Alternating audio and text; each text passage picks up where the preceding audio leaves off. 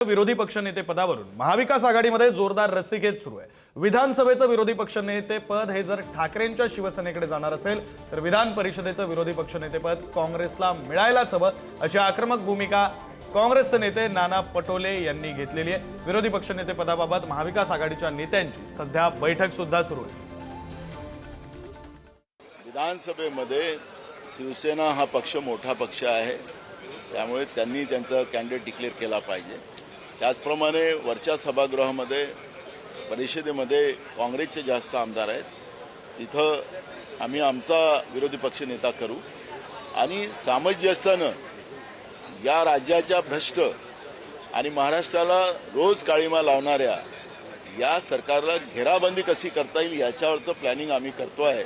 त्यामुळे सामंजस्यानं हा विरोधी पक्ष पदाचा जो प्रश्न आहे तो आम्ही सोडवू।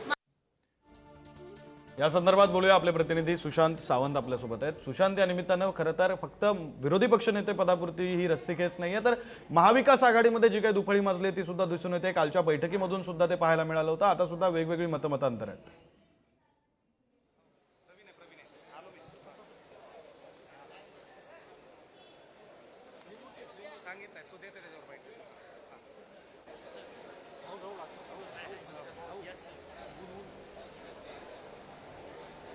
विक्रांत, अगदी बरोबर आहे। आपण जर बघितलं असेल तर मागचं अधिवेशन जे आहे ते विना विरोधी पक्ष नेत्याविना झालेलं आहे।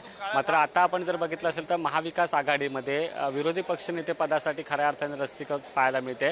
विरोधी पक्षनेते विधान परिषदेचे अंबादास दानवे यांच्या दालनात खऱ्या अर्थाने आता महाविकास आघाडीची बैठक देखील सुरू झालेली आहे। एक महाविकास आघाडीमध्ये समन्वय नसल्याचं हे पाहायला मिळतं आहे। खरं तर आपण जर बघितलं असेल तर विधानसभेचं विरोधी पक्षनेतेपद जर ठाकरे गटाला जात असेल तर विधान परिषदेचं विरोधी पक्षनेतेपद हे काँग्रेसकडे यायला हवं, अशी भूमिका काँग्रेसकडून मांडण्यात येते। आता अर्थात खऱ्या अर्थानं आज अध्यक्षांना पत्र देणार होते महाविकास आघाडीचे नेते आणि विशेषतः ठाकरे गटाचे नेते, कारण ठाकरे गटाकडून आपण जर पाहिलं असेल तर दोन नावं विधानसभेच्या विरोधी पक्षनेतेपदासाठी चर्चेत आहेत। एक पहिलं नाव आहे आदित्य ठाकरे आणि दुसरं नाव आहे भास्कर जाधव।